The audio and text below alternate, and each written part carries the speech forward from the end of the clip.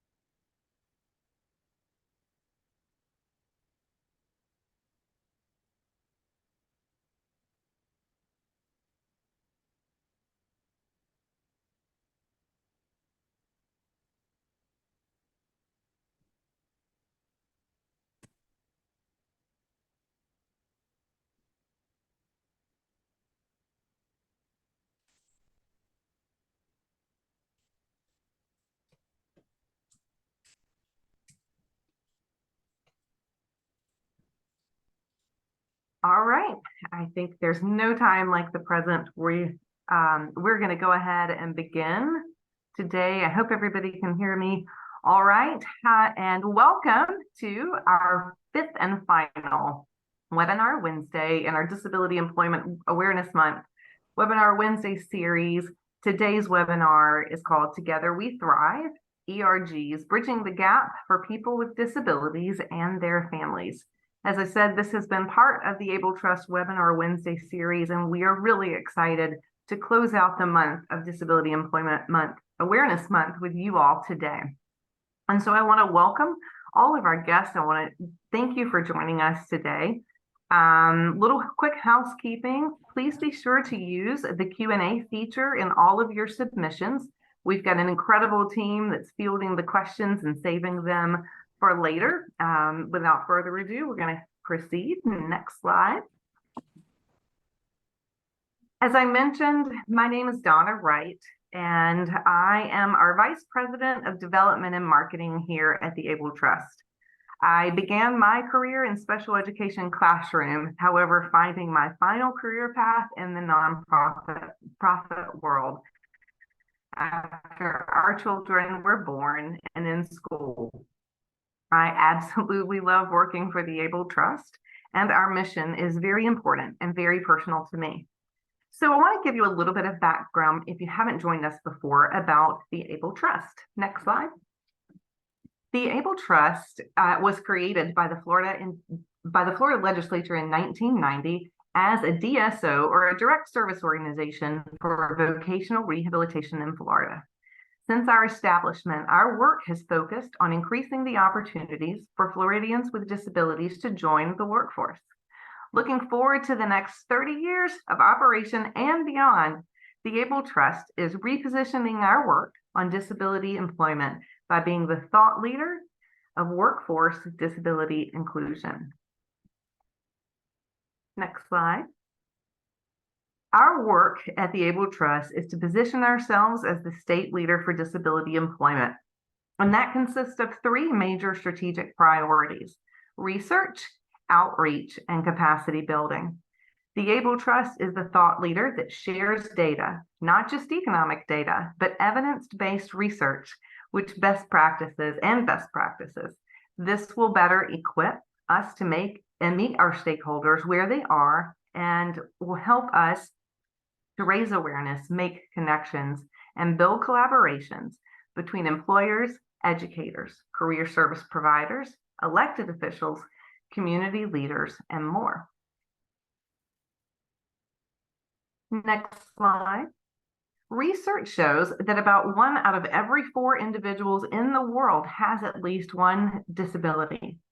Individuals will likely experience living with a disability, be it temporary, like a broken arm, situational, like unable to understand a speaker in a noisy room or on a webinar, permanent at some point in their lives. But I think what most people don't know, as we move to our next slide, is that more than 70% of persons with disabilities have a disability that you can't see, an invisible disability. These are ones such as learning disabilities, health conditions, depression, pandemic, for example. Based on these statistics, it's highly likely you already have employees, coworkers, and other peers with disabilities that you just may not be aware of.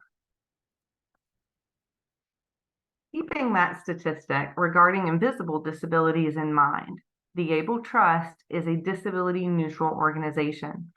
Our support for disability inclusion in the workplace does extend to all levels, from all entry-level positions all the way to the C-suite. So some of the faces that you see in front of you, you may even recognize a few of these.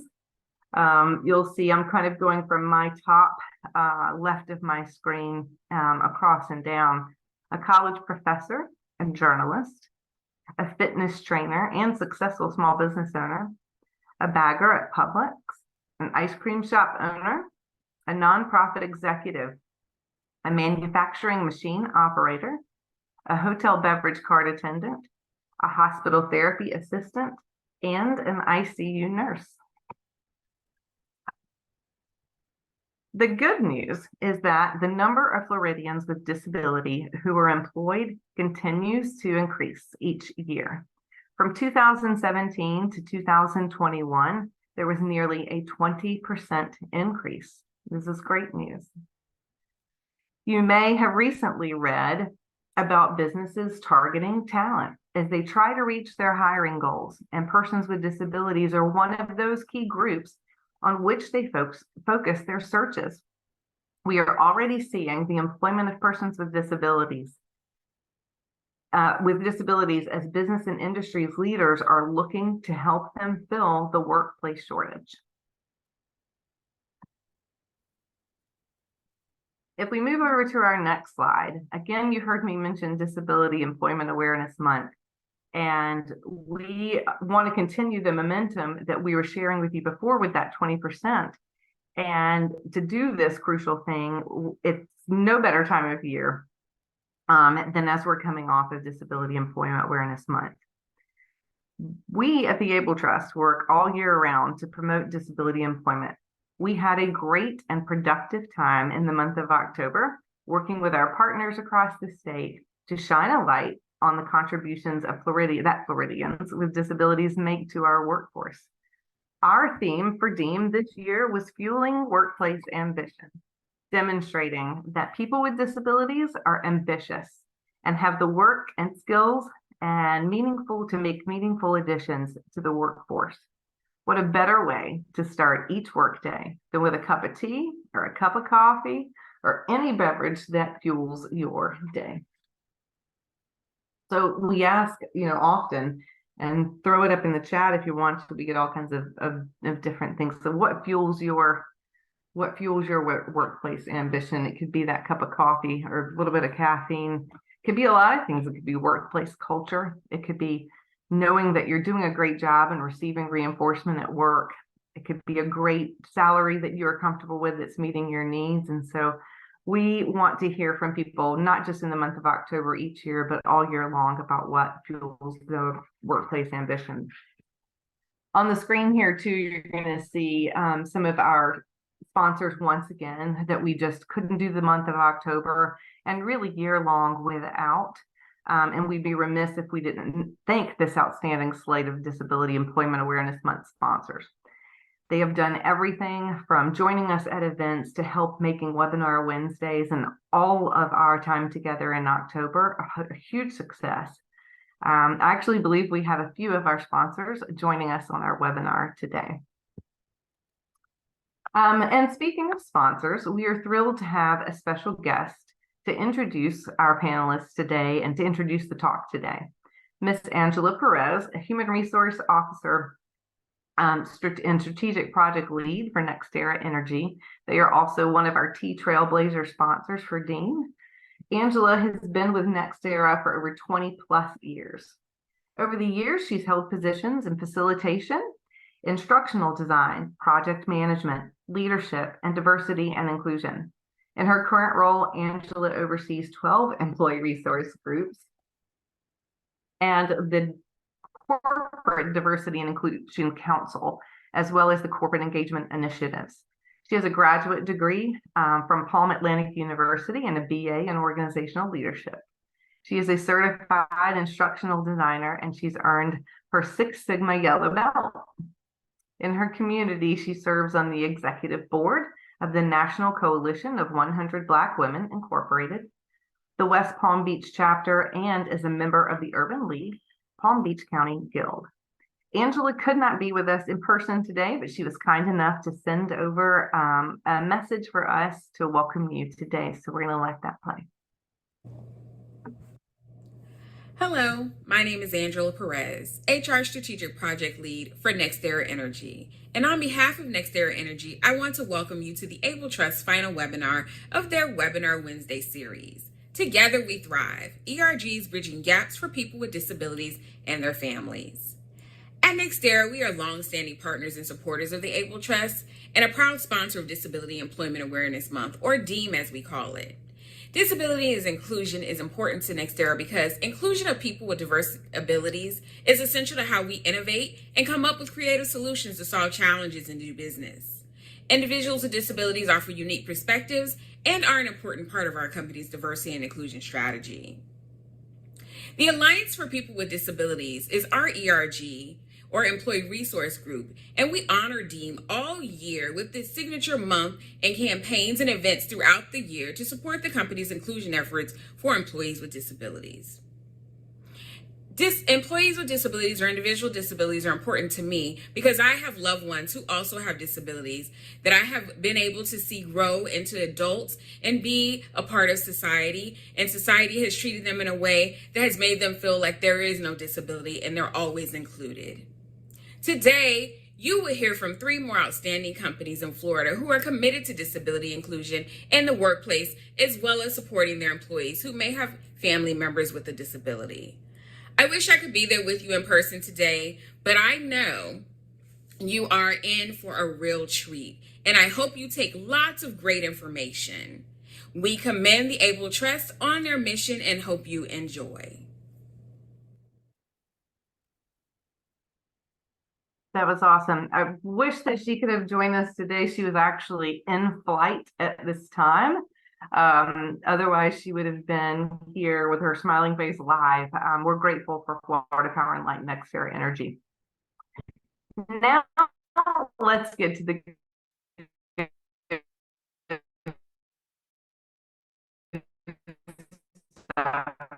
you've all been waiting for. We have some incredible children, Tammy Martinez, Kristen Smith, and we're going to get a chance to learn more soon. I want to start by introducing Miss Abby Childress. Abby Childress is the manager of pharmacy sale operations at Florida Blue. Also, she serves as the chairperson of Florida Blue's Possibilities Community. Abby began her career at Florida Blue in 2007 and has worked a wide range of positions within the company, with a focus on large group commercial business. Thanks to her friendships, connections, and their understanding of her desire to do good for others, Abby came to be a part of the Possibilities board she now chairs.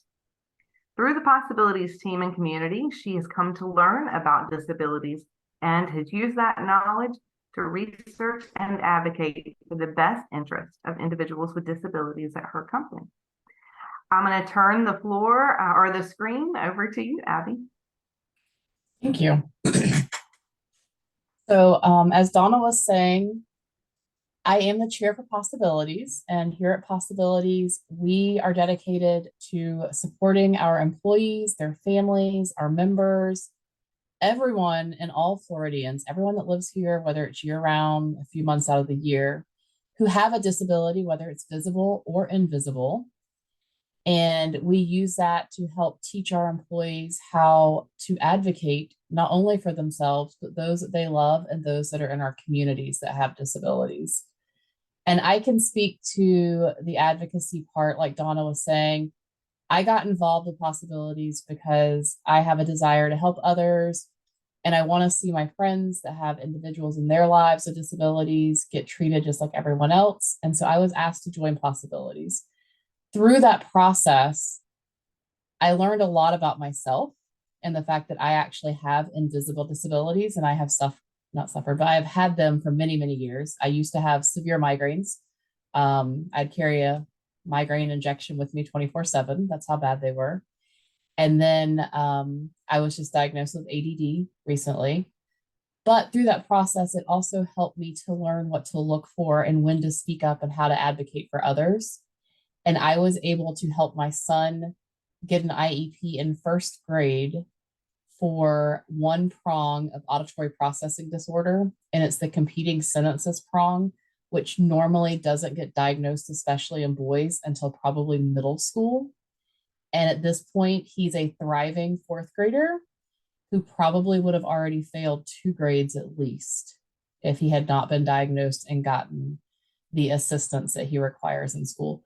So I want to help others do that. And that's what we do here at Blue. We help you and we help our members learn how to not only advocate and speak up for themselves, but how to advocate and speak up for others. And we're there to advocate for them until they can do that. So that's the reason I'm here.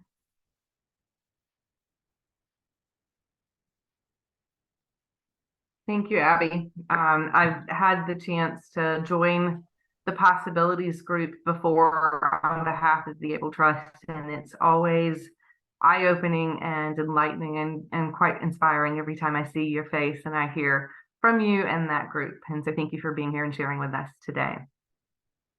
Next, I will like to turn it over to Paul Spann. And Paul is joining us from Kennedy Space Center. And I want to share a little with you about Paul. Paul is an accountant at the NASA Kennedy Space Center. He's worked in this position for 5 years.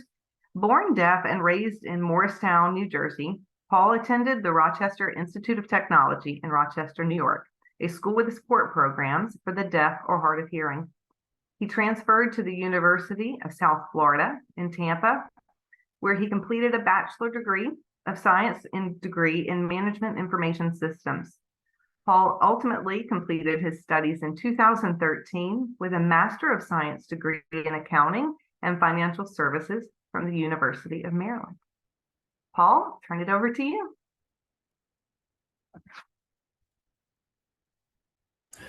Thank you, Donna, for the introduction. Hello, everybody. Good afternoon.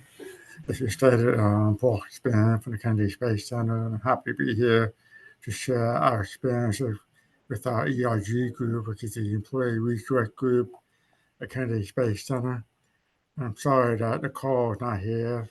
She is the longest member of DOG. She's been with DOG for about 29 years, and she would happily tell you all the how DOG was set up and everything. So I'll do my best to cover for her. Disability Awareness and Action Working Group.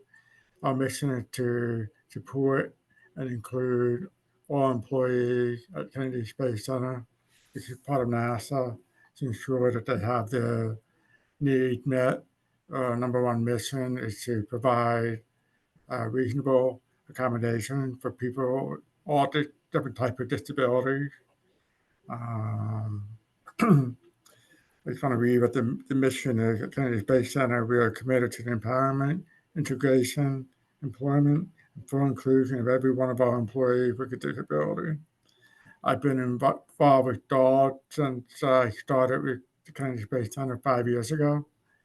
And I'm always happy to support Kristen and Nicole. They both are co-chairs for the group. We have 2 senior management people that are executive co-champion. One's name is Scott Wilson. He's responsible for the Orion operations, which is the capsule for the space launch system rocket that will go up to the moon for Artemis program. And you have another co-executive champion. His name is Glenn Samuel.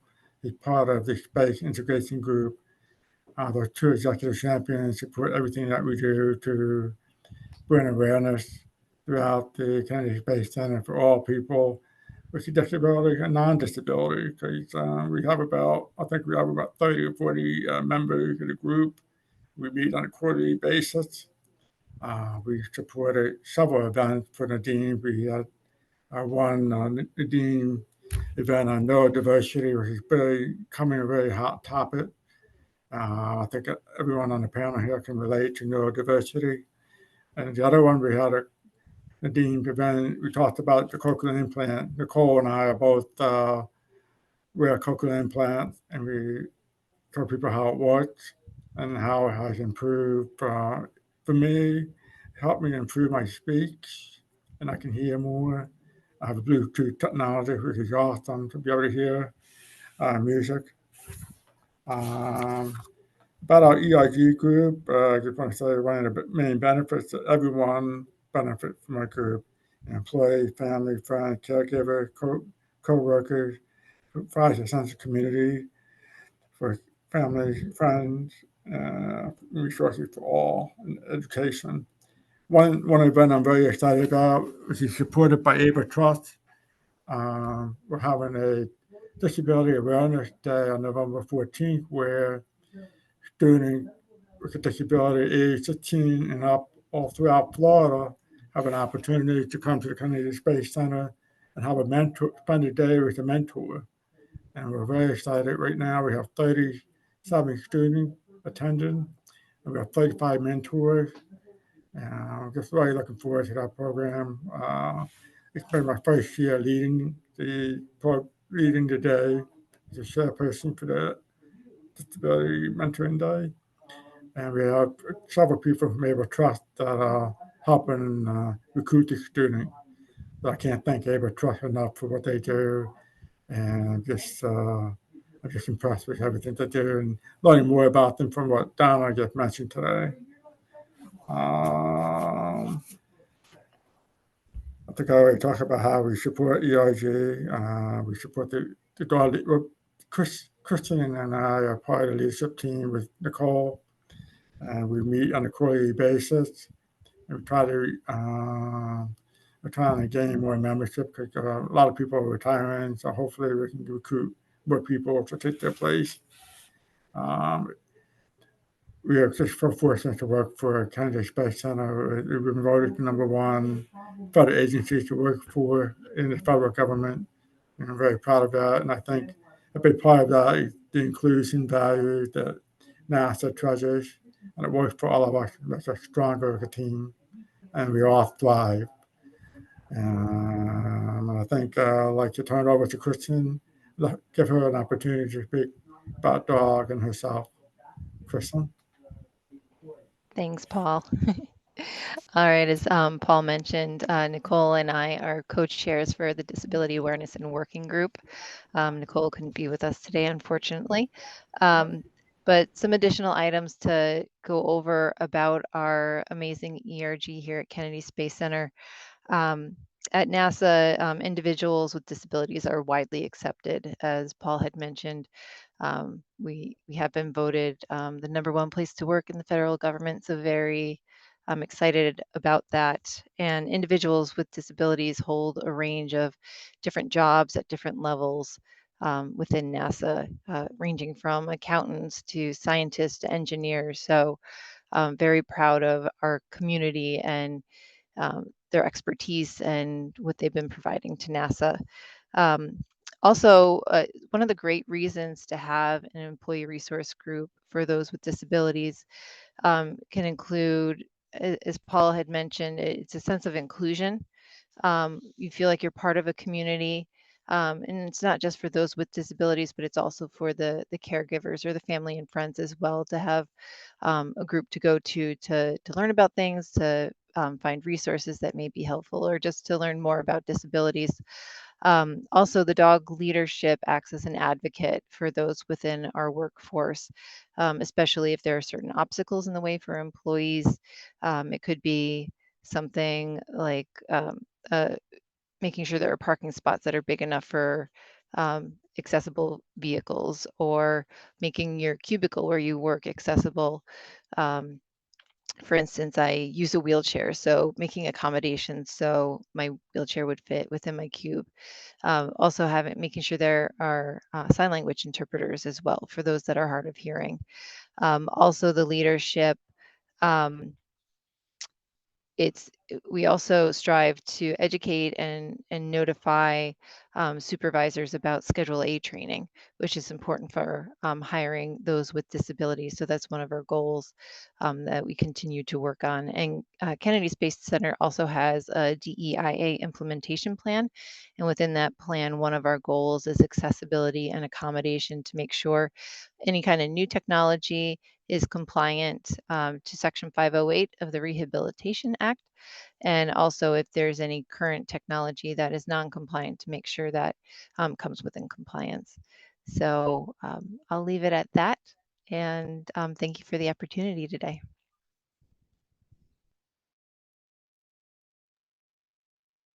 Thank you, Paul. Thank you, Kristen.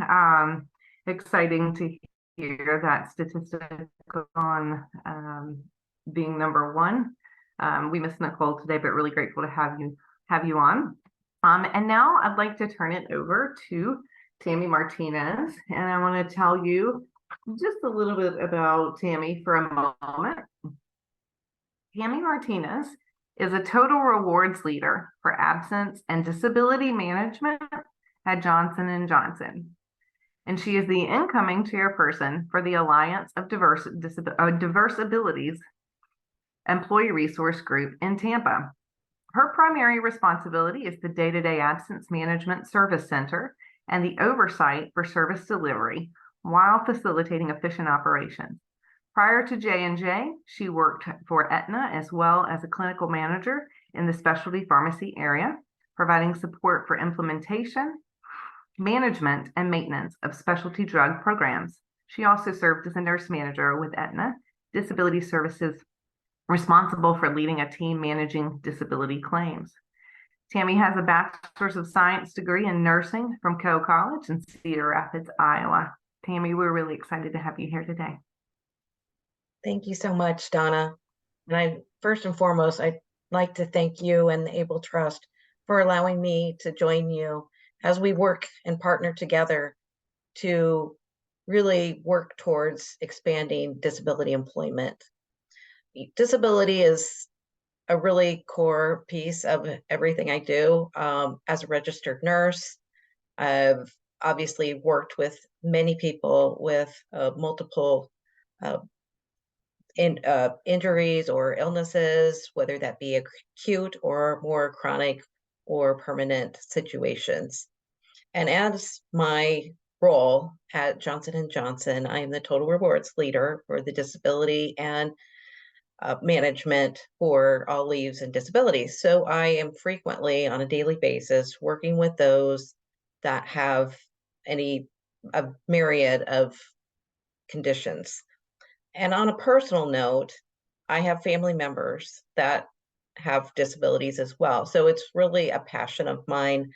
And to become involved with this ERG, our ERG is really focused on leveraging individuals sharing identities and who share the same identities and affinities and experiences. It's really an opportunity for us to come together and share anything that we want.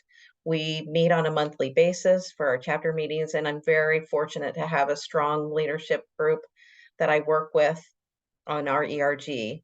And in our ERG, we have 4 pillars. We have physical abilities and mental health, as well as autism and neurodiversity as well. So we have a wide variety of individuals that we work with to just share those experiences together. So it really brings us together. And as a proud employee of Johnson & Johnson, our ERGs are really a core part of our D&I strategy that we have at J&J.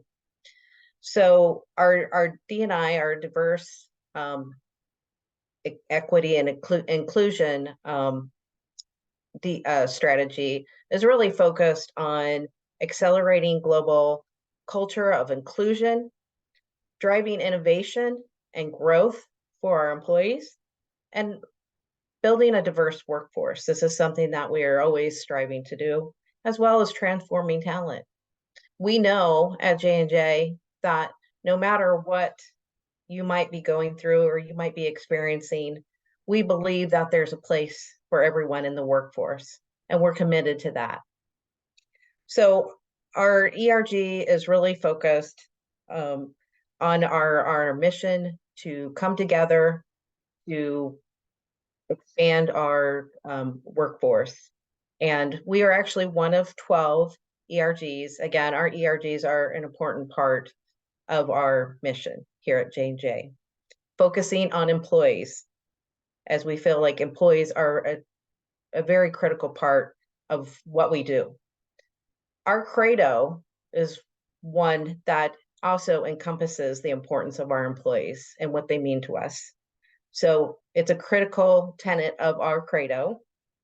So that's why I'm here to really share with all of you the importance of looking at all individuals and not necessarily what they might have going on, but more so partnering together to ensure everyone has equal access to be able to work.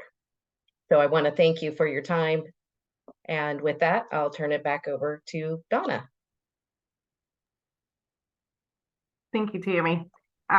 Just listening to all of you, it's just very clear that we've got some passionate teammates, ones who not only care about the mission of their organization, but it seems to me that you work for organizations that care very much about their employees and their families and what is going to make them successful at work. And so I'd like to kind of move into some Q&A right now. For our attendees that are joining us online, I'd like to remind you to put your questions for our panelists in the Q&A. I've got a few already, but if you've been listening and haven't gotten yours in the chat yet, let's go ahead and be sure to do that, as we've got a few more minutes to talk with these folks and ask some questions. And so I'm going to put a couple of questions out there first. I actually have a lot, so I don't really know where to start. And I am going to start with this one, and I'm going to let I think I'm going to move to, oh heck, I'm just going to let one of you let me know, raise your hand if you want to answer this one. So this question says, is from someone watching. I'm the chair of the Disability and Ability Wellbeing Network at Moffitt Cancer Center. I would love tips on how to expand. Thoughts on how to expand their ERG. I think one of the ways that we expand, we have a daily news feed that we can write announcements, let people know that our disability awareness and Aston Working Group, we're looking for new members. We'd love to recruit new members and just tell them a little bit about what we do and how we support all employees with a disability, make sure that they're included, and that, that they have a voice to speak up. So that's what we do. That's one way we can do it. We also have events. We have several events throughout the year, and we announce that to the workforce at Kennedy Space Center as well. Anybody else want to chime in on that one? How to expand? Yeah, I'd be happy to just add. At J&J, we have several events that we partner not only with our larger ADA ERGs, but we also have local events. So not only do we meet on a monthly basis, but we're constantly looking at our calendars and looking for opportunity where we can partner with various groups. and bring awareness. So that's one of the things. And we actually have like a newsletter that we send out each week. We have a person that they're not on the ERG. Well, they are on the ERG, but they're not managing that work. It's more like a campus site. So we have those newsletters, and we also have internal sort of like social media that we can get the word out of different events that may be going on. So that's a couple things that we do. Yeah. And just from a Florida Blue perspective, we are very similar. We do a little bit of all of these things. So we have different events around the company throughout the year, along with events with our community partners. And then we also try to have a possibilities table available whenever we're having anything at the company where multiple people from around the company will be in attendance. We also have specific regional directors. So if your company has multiple offices, I know Moffett may or may not because they're centralized there in Tampa, but if you have multiple offices or multiple areas, just find someone that's passionate at the regional level in the regional areas that want to also bring the things to their particular region. So like when we partner for Best Buddies, for instance, we try to get our regional delegates and our regional partners involved to also reach out to the Best Buddies in the regions to see if they can do the same events that we're doing at our massive Jacksonville office. And another question that I'd love to hear from all of you on is, what was the catalyst for creating an employee resource group for persons with disabilities and families at your organization? How did it get started? Yeah, I'd love to start us off on this because I think it's really awesome how we have evolved. Our ERG actually started up in one office in Massachusetts years ago, and it was started by really a group of individuals that had some disabilities, and they felt like they really wanted to get out with other people and share those experiences. So that's really how our ERG started. It was part of what we call the mental health diplomats at Johnson & Johnson, and that evolved into the Alliance for Diverse Abilities, ERG, which has spread throughout various offices throughout the country and globally as well. So that was really exciting. Our particular ADA ERG has been in place in Tampa for the past 6 years, but this started and evolved from a larger or a smaller group, I should say, but grew into an entire ERG across the world, really.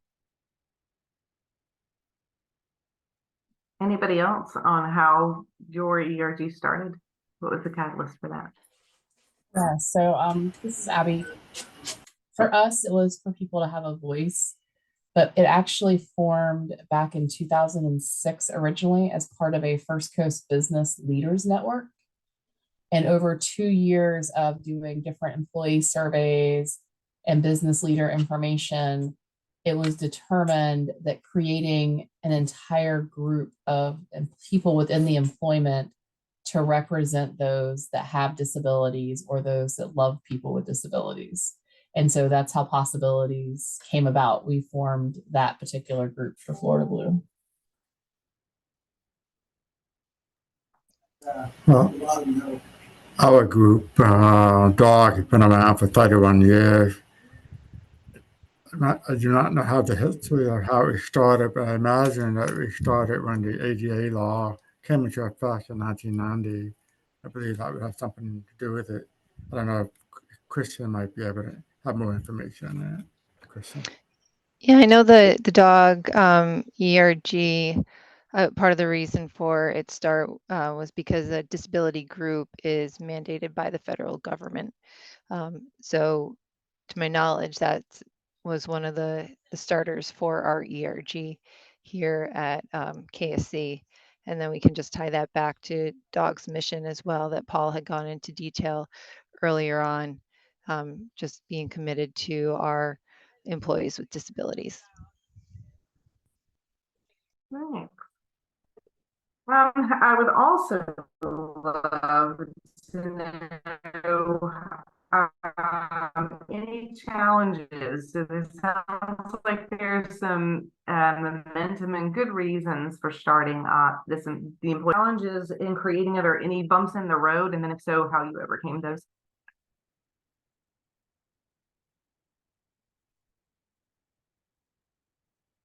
Everybody just embraced it. It seems like.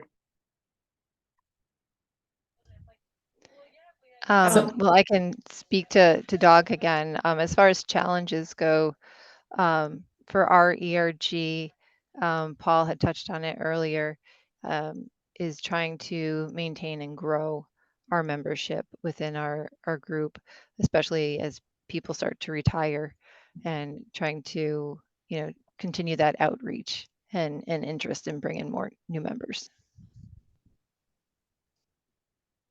And there was actually another, I'm going to jump to a question that one of our panelists just put in, which I think, Abby, you might have spoken to a little bit, Kristen, but in what ways have you been successful recruiting employees from your organization to the ERG?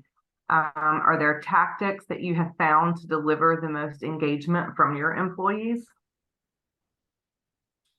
So I'll start with that one. As far as getting them engaged, one of the tactics that's worked really well for us, and actually is why I'm in Possibilities now, is just that personal interaction. As you work with people every day and you see what they're good at, and you see what they're passionate about, and you see where a void, like for me, I was leaving being the chair of a Boy Scout troop. I was passionate about helping others. They saw that. They're like, hey, come join us. We could really use your help with this. Is this something you'd be interested in?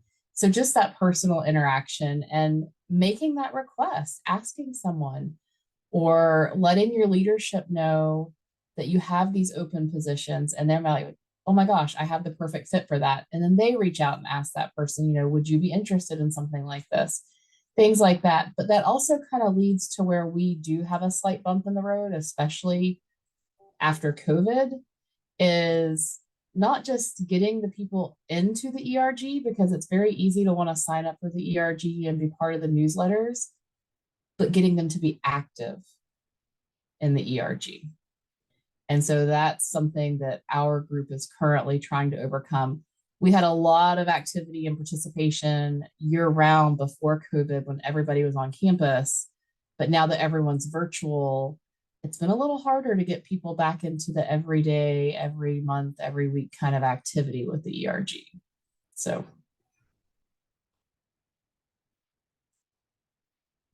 Yeah, I would agree with you, Abby. Having events on a continuous basis throughout the year, and letting people know that we're up and running and alive. And we have a lot of great events, like the lunch. We do lunch and learn sessions a few times a year. I think we get a lot of participation in that.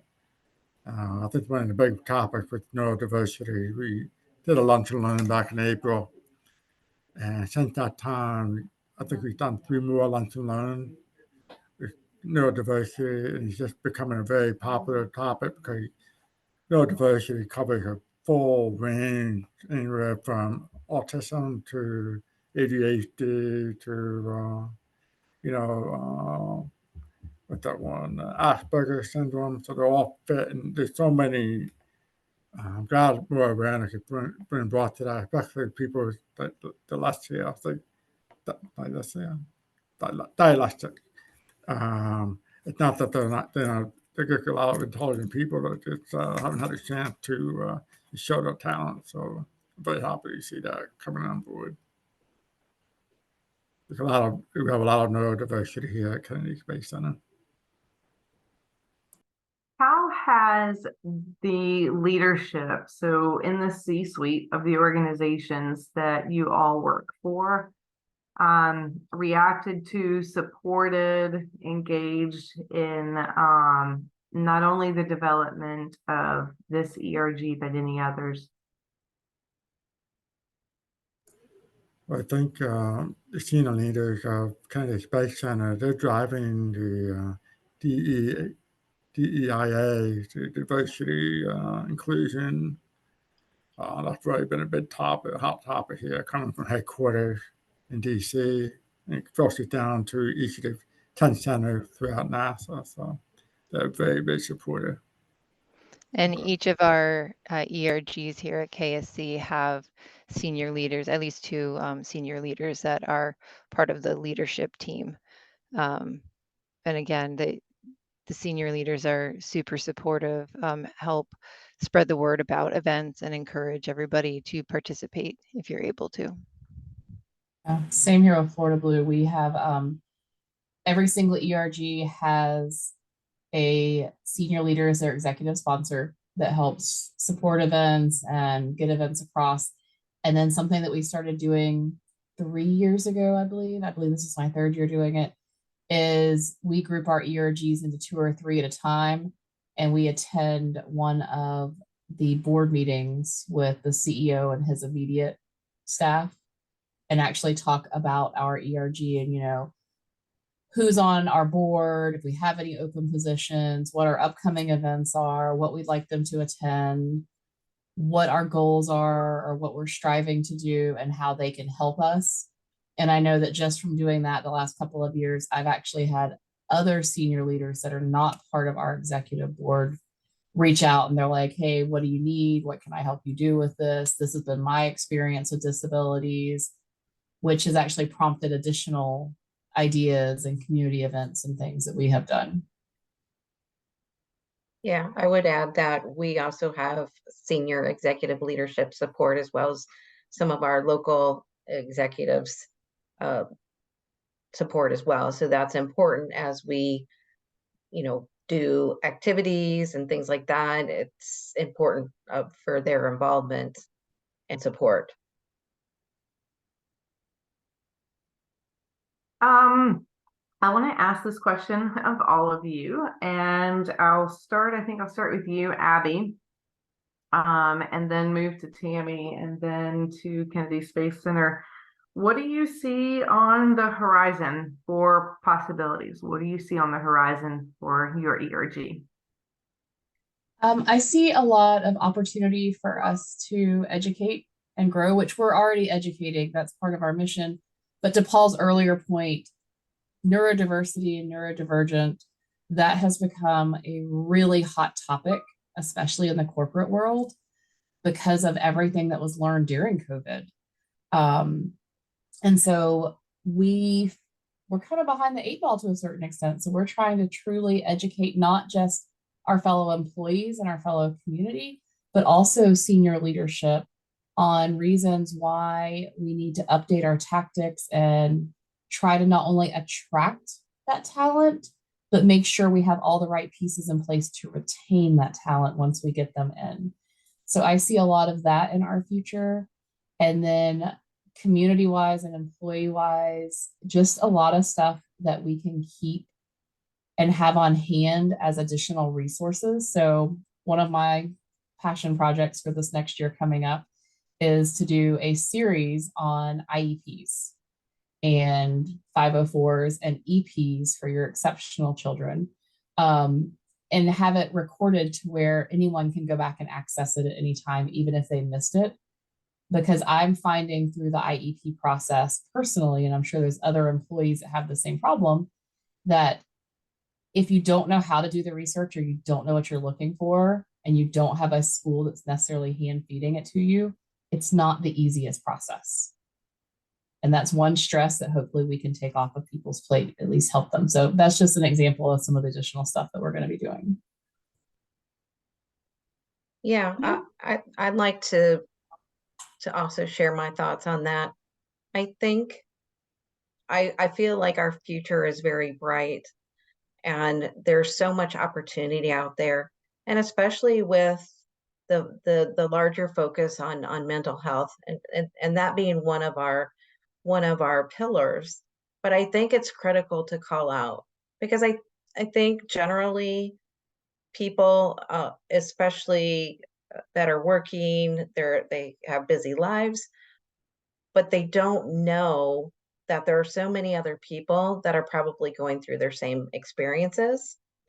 And one of our challenges actually is about trying to that we have is people not really wanting to join our ERG because they might feel like, oh, well, I personally might not have a disability or something that is causing disruption maybe to my day or not. It's more of I think they believe it's more of but it's a perceived stigma that people have of people with maybe a mental health disorder. Because I think Donna mentioned this earlier in the presentation, that some disabilities are, you can't see them, they're invisible. So we're really trying to get out there to share personally, as one of the leaders in global services at J&J, I'm trying to get the word out to encourage people to join, because we never know what others are going through. So I think that's really critical to get the word out, to have more activities. So I'm really excited about our future. I think it's looking very bright. Kristen? Yeah, so we had touched on before growing our membership, and that has been one of our long-term goals for our ERG. But one of our near-term goals, which we've been working on for the last couple of years, has been the training for Schedule A for our supervisors.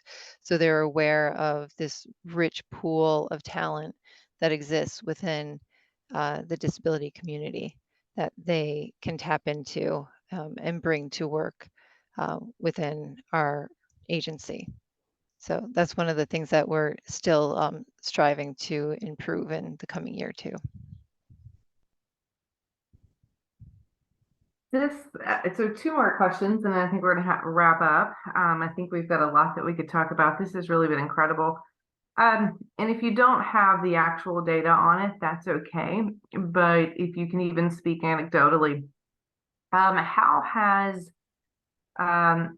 have you seen retention in your employees or with employees at the companies that you are working for since the implementation of these employee resource groups? Do you feel as though your ERG is playing a role in retention for the company? Yeah, so I'll start that one if you don't mind. I do. I joined Blue after the ERGs had started, but I can tell you just from my experience and talking to other fellow employees, having the ERGs and having the ability to get involved and know that they have a voice within the company, within our community, and also within what we offer our fellow Floridians as far as insurance, it gives us a feeling of belonging.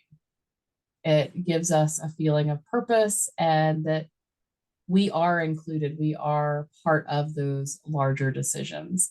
So I do feel that it has helped with retention for us. I do not have any of the numbers on it, being that I'm not in HR, but I do feel that it does help. Yeah, I would absolutely agree with that.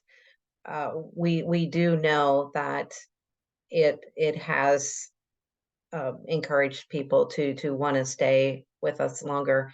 And actually, I have one of my leaders on the ERG has a self-reported disability, and he has now started, and we really feel like this ERG has given him a voice. As Abby mentioned, it gives people the ability to share and to have a voice and to feel like they're not alone and they can thrive. So I have a perfect example of somebody who has started and grown in their position within J&J and allowed them to continue to work. So absolutely, it's helped. Yeah, I agree with both of you. I feel that the EIG definitely help employees have a safe place to come to and come to us with to try to meet their reasonable accommodations.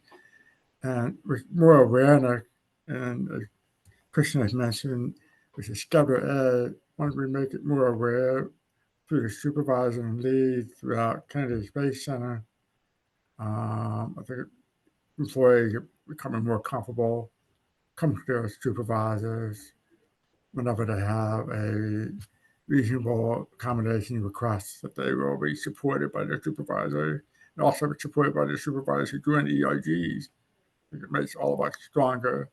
And as long as we continue to educate the community that people with disability do add value, add talent, and I believe that most of us have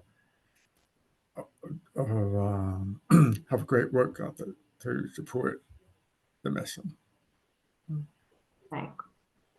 A final question, and then we will close.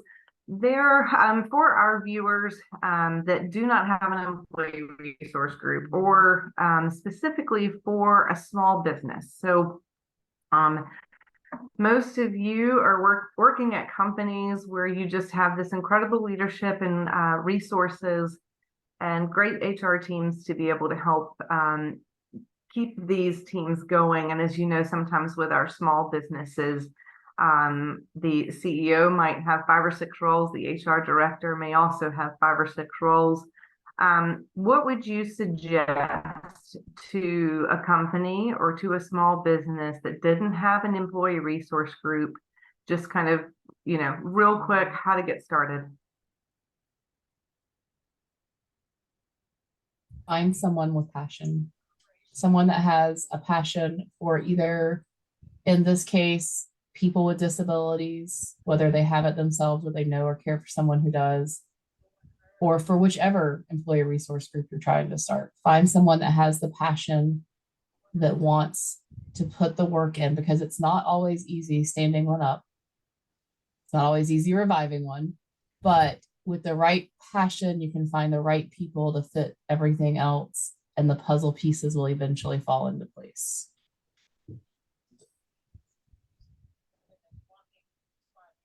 Absolutely. I echo everything that you said, Abby. I think passion is the key, finding a passionate person about the situation or whatever ERG it is, right?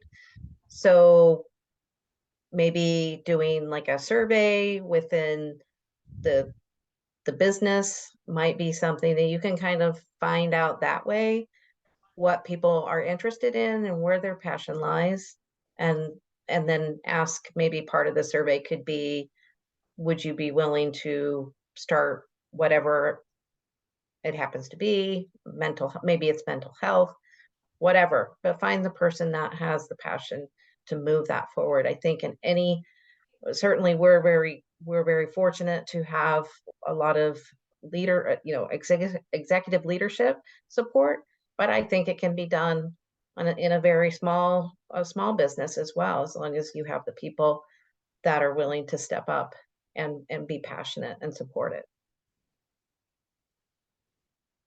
Yeah, I definitely agree with both Abby and Tammy. I think something else that I would add is, if you need assistance, go to your HR department, or if you have an office of diversity and equal opportunity, search for help from them or support, in addition to senior leadership. And if you have multiple centers, multiple locations, reach out to those areas as well to see if there's also similar interest, or if they've started setting up something there too. Thank you. I appreciate all of that feedback, all of your time today. It's just been a treat to listen to you. I'm going to wrap us all up. We've got about a minute to spare as before we say farewell. Once again, thank you, Abby. Thank you, Tammy, Kristen. We're sorry Nicole couldn't be with us today. Please give her our best. And last but not least, thank you, Paul, for your time and your talent and treasure with us today. We want to make sure that you know some ways that you can get involved with the Able Trust and have access to more great conversations like this. please invite us to come and have a conversation with your team. If you go to our website, abletrust.org, you can view lots of great data and research. We have many opportunities to sponsor some of the work that we're doing across the state, particularly with our youth programs. So everything we do, of course, is moving us to be the best direct support organization for VR and to strengthen that program across the state. And we can't do that without your support. Last but not least, make sure you're joining our mailing list. We've got a lot of great content coming out that you can pick and choose based on what works and what's meaningful for you. If you are in the corporate world, or if you're a service provider or working directly with students, you just find your place. But go to abletrust.org to learn more about that. Last but not least, I just want to thank our sponsors for Disability Employment Awareness Month again. We were fortunate that we had Florida Blue on with us today, and who was a latte leader. And of course, joining us from NextEra Energy, Florida Power and Lights Day. And you can see a lot of incredible organizations that have been partners of the Able Trust, and we just really appreciate them and their time. And we will continue to do this work for the rest of the year. That will conclude our webinar today and our webinar Wednesday series for Disability Employment Awareness Month. Thanks for taking the time to listen to me and to our great friends today. If you need to contact us, please reach out to me, and very soon you'll be able to find a recording of the webinar on our website. Wishing all of you a wonderful rest of the week. Take care. Thank you. Thank you. Thank you for having us. Bye-bye.